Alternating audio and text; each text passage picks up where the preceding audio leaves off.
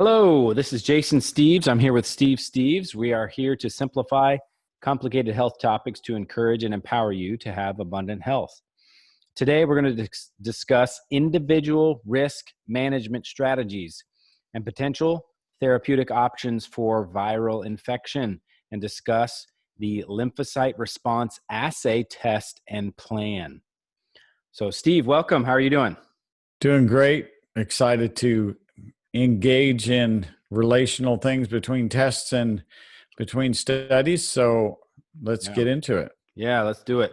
So one of the things that we were discussing before we got on here, and we wanted to share with you folks as well, was this study, individual risk management strategy and potential therapeutic options for the COVID-19 pandemic. So we wanted to share this with you guys. Steve, why don't you could you give us a quick summary of this and why we wanted to highlight this? Yeah, go ahead. Give me my screen back and I'll scroll on mine here. Okay. Thank you.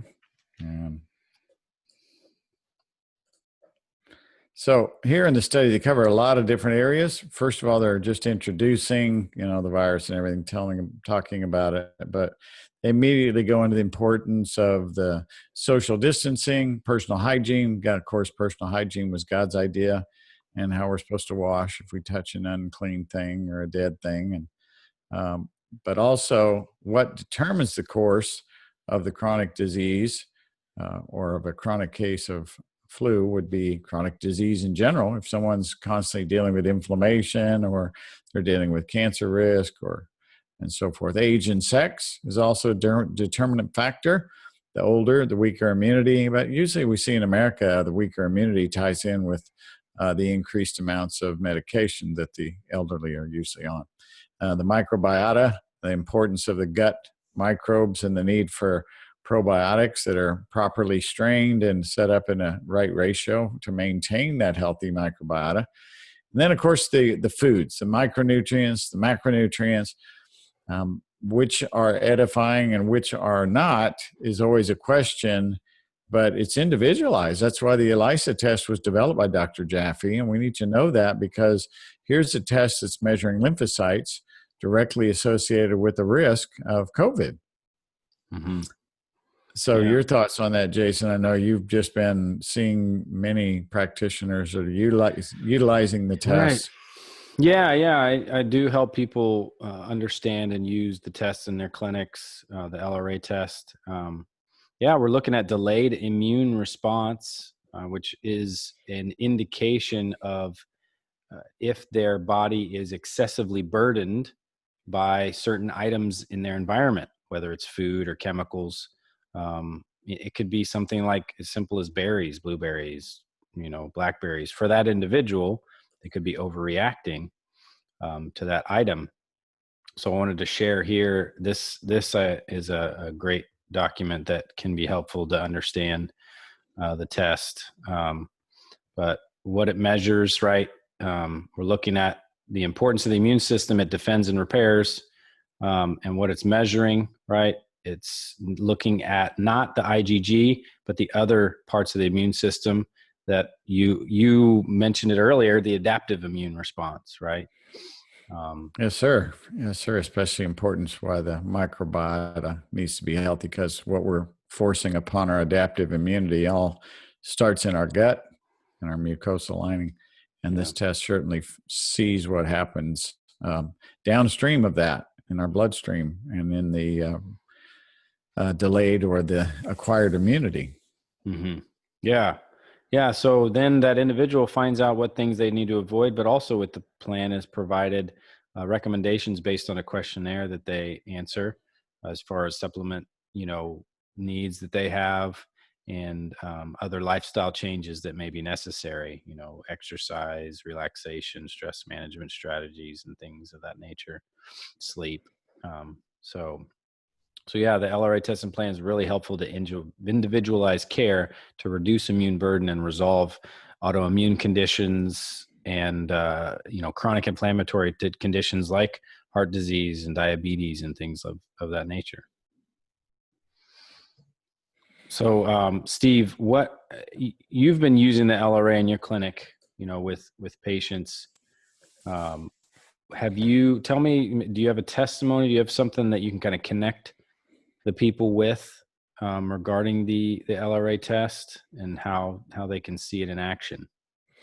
There are many testimonies of people who have done the test and identified a food, a chemical, and taken action to eliminate that from their environment, whatever that may be sourced from, but also to do some of the other things like rotational diet and consume the nutrients associated with it.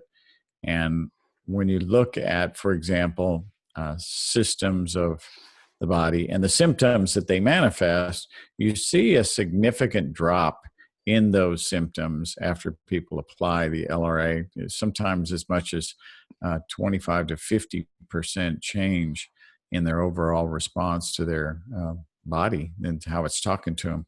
Hmm. So it's such a valuable tool that we love to use. And then, of course, implementing the immune support mechanism and the environmental support. Those things are talked about in this study, the vitamin D status, and we can certainly Right. see that influence. In fact, showing the rest of that because it's got the vitamin A as a factor too, Vitamin D. definitely a forgotten vitamin by many. And it's a first part of the alphabet. And of course, vitamin C, one of the most aggressive stimulators of immunity, and its modulating effects, as it says there. The supporting evidence of quality vitamin C are in further studies. Now, this may not have the kinds of detailed studies that we do in the positive outcome studies, but we see literally you can see under a microscope the change in the aggressiveness of a white blood cell when you give them a scorbate. So the selenium is a key component, not just for immunity, but also it helps support the conversion of thyroid hormones, improve metabolism, and it's all about the metabolic control. So the body's working like a symphony. We've got to keep everything in order. And another test that's valuable for this too is the micronutrients. Earlier we talked about macro and micronutrients, but there's tests you can measure the lymphocytes and what nutrients are actually getting in there to fuel and activate that cell and find out. And selenium's the one that's everyone that we've talked about here is on that test to identify where it's at within the white blood cell. And then, of course, the ELISA test to identify the sensitivities that cause the immune system to falter and decay, if you will, or inflame and shut down. And then, of course, our last nutrient on the list here, zinc, and not to be forgotten because of its many enzyme pathways that it's involved with, not just for immunity, but growth and repair and tissue regeneration. It's just a fascinating mineral that Americans are deficient in. In fact, in all the zinc tally tests that I've ever done, initially on everyone that I've ever seen, I've never seen normal levels of zinc in individuals. And the USRDA is really shy of what is optimal because everybody's optimal is different and how their immune systems can get to full potential. But that's why we do these tests, We want to identify those invading organisms and how they're affecting the body, not necessarily the organism, how they're affecting the body. They're there. We know they're there because we see about 60,000 per day of different species of microbes. They're there, folks. Your immune system's working with 40 billion white blood cells. Let's test those white blood cells. Let's see what they've got in them and see what they're offended by. Yes, good. So it seems like with the summary of this study, the strategies and therapeutic options for dealing with this viral infection we're dealing with right now, we need to look at diet, nutrition, the things that we can control, right? That's Yeah. one of the things I've always heard. If we focus on things we can't control, what good is it we're going to do? We're going Exactly. to stress. Well, it just creates fear, I think, in Yeah. people. So we focus on diet, nutrition, medical conditions. So we need to understand what we're dealing with in regard to our body and change our lifestyle and address environmental factors. And it seems like with the LRA, that's really what it's doing. You're getting very specific for that individual.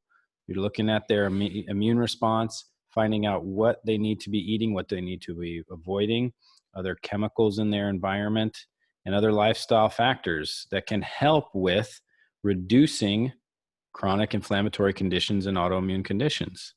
So it seems like, that is vital for people to get their immune system, perked up and tuned up, and to where they can, fight the virus or whatever it may be that's offending their system, and resolve and repair.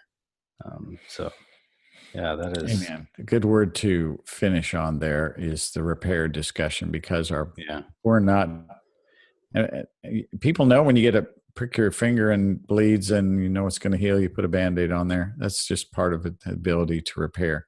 Every cell in the body wants to do that. Everything wants to repair, and everything has certain levels and how fast it repairs. But if we're constantly burdening immunity, it doesn't have the strength to repair. It can't go back and repair when it's constantly defending. There's just limited ability that the body has.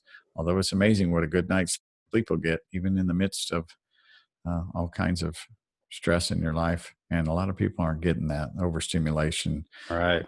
electromagnetic fields, and other things that are causing Yeah. sleep deprivation. And that's a whole nother topic.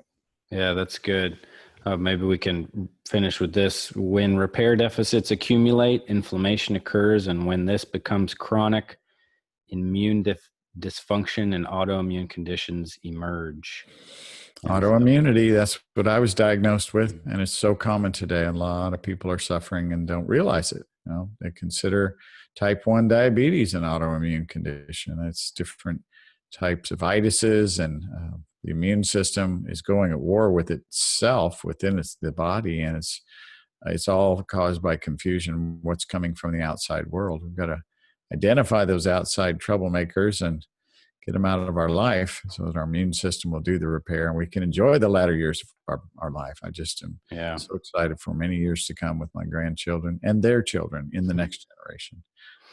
Yes. Well, thank you all for joining us. I hope you've been encouraged by this. I would recommend, if you haven't already set an appointment and done a testing with Steve, that you do that. He's really able to get specific in your health program. And you can do that by emailing them or calling them. Their website is nutritionandhealthcenter.com. Their phone number is 281-440-0024. And they'll be able to help you out with your individual needs, and to help, boost your immune function. So this has been Jason Steeves and Steve Steeves. We're signing off. We were here. We're coming at you again soon to provide simplified health topics, simplifying complicated health topics to encourage and empower you to have abundant health. Appreciate y'all joining us. Have a good evening. Thank y'all for watching.